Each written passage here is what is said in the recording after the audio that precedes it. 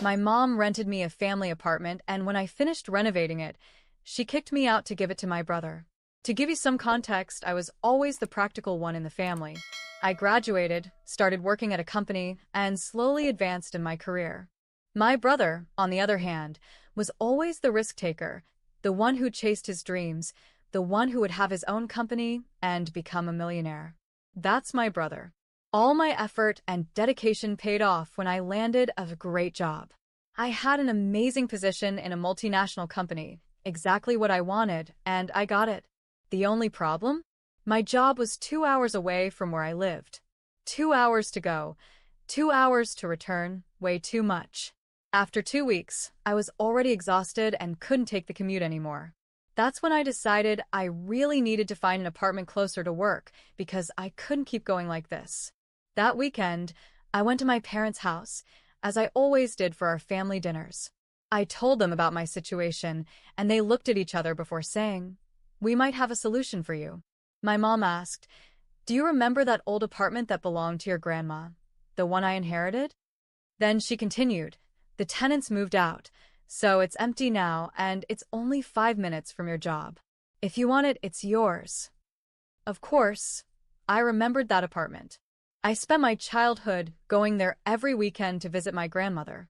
I asked how much the rent would be, and my mom gave me a price that I could easily afford. I got super excited and immediately said yes, without even thinking twice. The moment the apartment situation was settled, my parents started talking about my brother again, their favorite topic. And that was it. I had my new place and a new job. Meanwhile, my brother had landed 3 new clients, his business was growing, and things were going great for him. And as always, my life was the same. I was the boring one working in an office while he was the golden child chasing his dreams. The next day, I went to check out the apartment. Let's just say the previous tenants hadn't taken great care of it. It was a mess. The only piece of furniture, there was an old gray couch in the middle of the living room. I called my mom and asked, "Mom, do you mind if I do some renovations?" She replied, "Don't go overboard, don't use any crazy colors, but do whatever you want. Remodel it however you like." That same night, I started looking for inspiration on Pinterest and YouTube. For the next 6 months, I dedicated myself entirely to renovating the apartment. After work, I'd go straight there, painting, measuring, checking prices. I visited every furniture store, tested every mattress and couch, watched countless YouTube tutorials, mounted the TV, sanded, painted, fixed the flooring. I did everything myself. Weekends? Dedicated to the apartment. Every evening? Dedicated to the apartment. And in the end, it was exactly how I wanted it. I walked around the apartment, looking at everything with pride. I couldn't believe I had done it all on my own. It was truly beautiful. I couldn't wait for my mom to see it. I invited her over. When she arrived, she looked around very seriously, as she always did, inspecting every detail. Finally, she looked at me and said, "It's incredible." I couldn't believe it. My mom rarely gives me compliments. And then she hugged me. A real hug, not just a quick pat on the back. A genuine hug. In that moment, I thought, I did it. 2 weeks later, we had another family dinner. I was excited to share some great news. I had been promoted. My salary increased, I was given a team to lead, and I had grown so much in my company in such a short time. I couldn't wait to tell them. At one point during dinner, there was a moment of silence, and I took the chance to say, "Hey, I have some great news to share."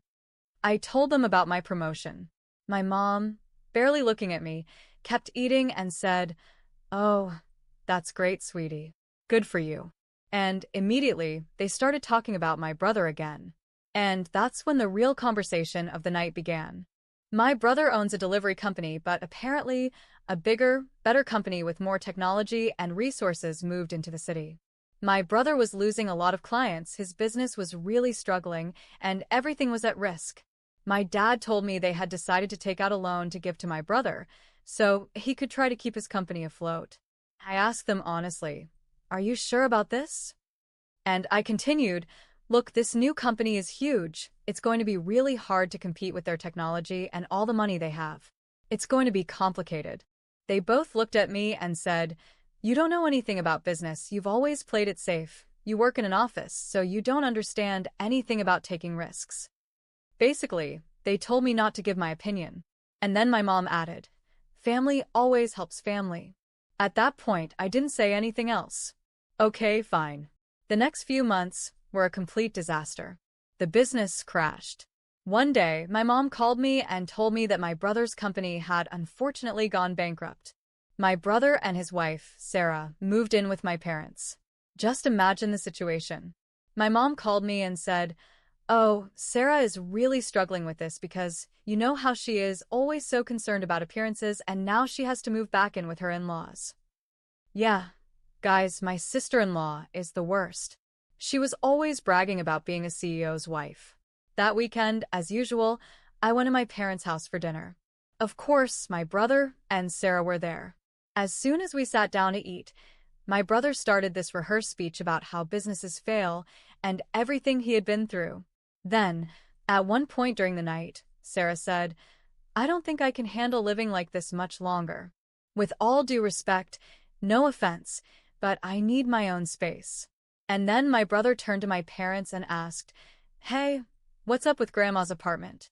Guys, just imagine my face. I immediately said, hello?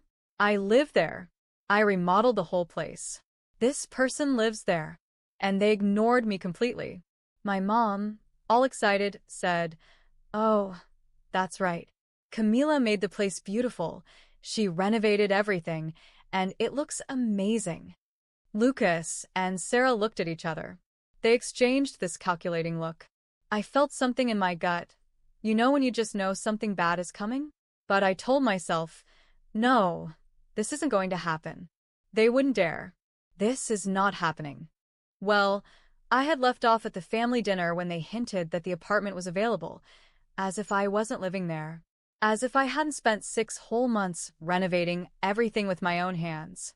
2 days later, I was arriving home, thinking about what show I was going to watch, when I heard familiar voices inside my apartment. I walked in and saw my mom, Lucas, and Sarah in the living room. I immediately asked, "Mom, what's going on? What is this? You should have called me before coming over, asked for permission, talked to me something." And she, with the audacity, said, "I'm the owner. I can come whenever I want." She didn't even look me in the eye. To give you an idea, Sarah was walking around the apartment, touching the curtains, checking every little detail, observing absolutely everything. She went into my bedroom, the bathroom, the kitchen, literally inspected the entire apartment as if she were considering buying it or something. At the end, she sat down on the couch, smiled with that smug cat-like grin, and said, "This place is perfect. We can move in next week." I was like, "What?" Obviously, I immediately responded, "Excuse me? I live here. I renovated this place. This is my home. What are you even talking about?" And then my mom cut in and said, "Excuse me, but I'm the owner. I decide who lives here." I was stunned. Are you serious? What about all the work I did? All the effort? I painted the walls, remodeled everything, fixed the floors, bought all the furniture. I did all of this with my own sweat and hard work. And then that woman, my own mother, said, "Well, since you renovated it, now it's worth 3 times more than before. So, if you can't pay triple the rent, you have 1 week to leave." Guys, obviously, I knew there was no way I could afford triple the rent. Imagine paying for 3 apartments at once. That was impossible. And my coward of a brother? He said nothing. My mom, still not even looking at me, just said, "You have 1 week." And they left. I was just standing there in the middle of my home, not knowing what to do. I could have cried all night, but instead, I immediately started looking for a new apartment. Right away, I was searching. By the middle of the night, I had already found the perfect place. The next morning, I called my job and told them I couldn't come in for the first time in 3 years. By 9 a.m., I was already at the new apartment I had found overnight. By 10 a.m., I had signed the contract and paid the deposit. After that, I called a moving company and asked if they could move me that same day. Of course, I had to pay extra for the urgency, but I didn't care. When the moving company arrived, I was standing in the middle of my living room, directing everything. That's mine. That's mine. That's coming with me. That too. Take everything. Even the custom-built wardrobe I had installed, I took everything. I was orchestrating the whole thing like a conductor. That's mine. That's mine. Load it up. Let's go. Into the truck, into the truck, into the truck. By the time I left, the apartment looked exactly like it did when I first moved in. All that was left was that hideous old couch in the middle of the room, just like when I arrived. Completely empty. Every single thing I bought, I took it with me. I put the keys in an envelope, passed by my parents' house, slipped them under the door, and went to my new home. The next morning, all hell broke loose. At 7 a.m., my phone started blowing up with calls. My mom, Sarah, Lucas, all of them. I calmly made myself a cup of coffee, ignored all the calls, and only after finishing my coffee I decided, okay, let's see what she wants. I answer my mom's call, and the first thing she said was, "How could you do this? What makes you think you had the right to empty the apartment? How dare you?" And I simply said, "Listen to me. I had every right because I bought every single one of those things. I have all the receipts. If you want, I can send them to you, no problem." My mom completely lost it. She called me things I literally can't repeat in this video. I won't even say them. Lucas and Sarah started bombarding me with messages. It was insane. But me? I stayed calm. I ignored them all and focused on settling into my new home. I made it beautiful, of course. I unpacked, organized, decorated everything. We didn't talk for about a month. And I won't lie, I did think about them sometimes. Of course, I wondered. How are they doing? Does my mom still make lasagna every Sunday? Did they ever get furniture for the apartment? What's going on with the company? I did think about those things. And honestly, nostalgia hit me sometimes. But every time it did, I forced myself to let it go. Exactly 1 month later, my mom called me. I almost didn't pick up, but a tiny part of me still had a little hope, so I answered. And the very first thing she said? Straight to the point. "I didn't receive your rent payment this month." I burst out laughing. "Of course you didn't. You kicked me out. I don't live there anymore. Did you forget I moved out? I don't live there, sweetheart." And she said, "Well, we thought you would keep paying the rent. You know, we took out a loan to help Lucas. Lucas can't pay rent right now because the company is struggling. We are paying off the loan. We thought you would continue paying the rent. Family helps family." Guys. She actually expected me to pay 2 rents after everything they did to me. Because, oh, poor Lucas. Because they took out a small loan to help him. And then she hit me with that classic line. Family helps family. Oh, really? Does family kick out one child to make room for another? I straight up told her. So, you're throwing the family helps family line now, when you are the ones who need help. The only thing she said was, "I'm very disappointed in you." And I said, "Funny. I was just about to say the same thing to you." The call ended. I blocked her. I blocked my brother. I blocked Sarah. I blocked my dad. I blocked all of them. Weeks and months went by. One day, I met up with my cousin. I still have a relationship with the rest of my family, obviously. And my cousin told me that Lucas had started a new business. My parents had been going around to all our relatives, begging for money so Lucas could start over. And every single relative said no. Then, my cousin told me they were now thinking about taking out another loan to fund Lucas' new idea.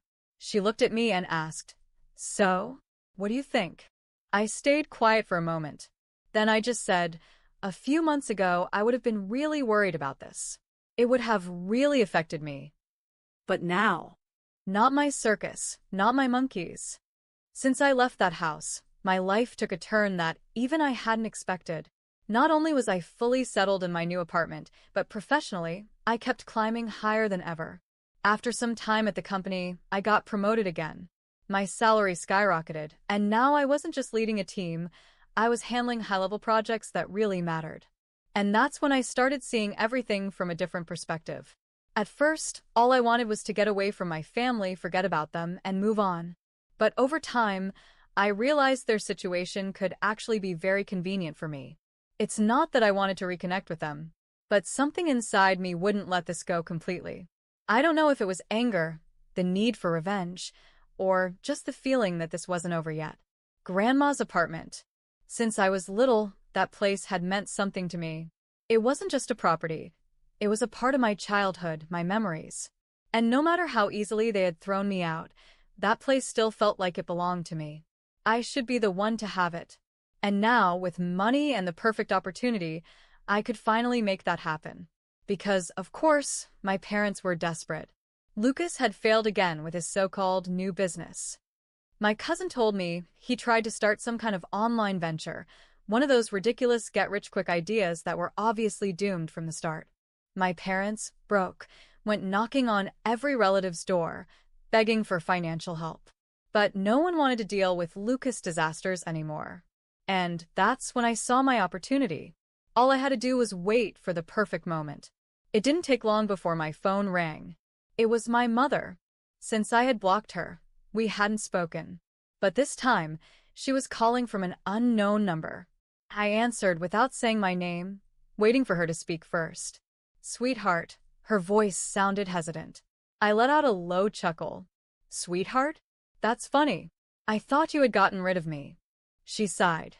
Look, I know things ended badly, but I wanted to talk to you. I didn't say a word. She kept going. Lucas, he's struggling. His business isn't doing well. Your father and I were in a complicated situation. Of course, they were. Uh-huh, I murmured, pretending to care. Yes, her voice was strained, as if it pained her to say the words. We need a loan.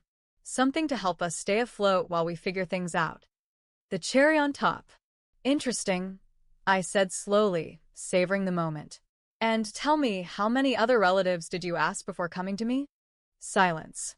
Oh, come on, Mom, I said. You really think I don't know you're only calling me because no one else wants to finance Lucas' mess? She hesitated. That's not it. It's just that. It's exactly that, I interrupted. But guess what? Today is your lucky day. Because I have an offer. Total silence on her end. I'll lend you the money, I said, drawing out the words. But on one condition. The tension was thick.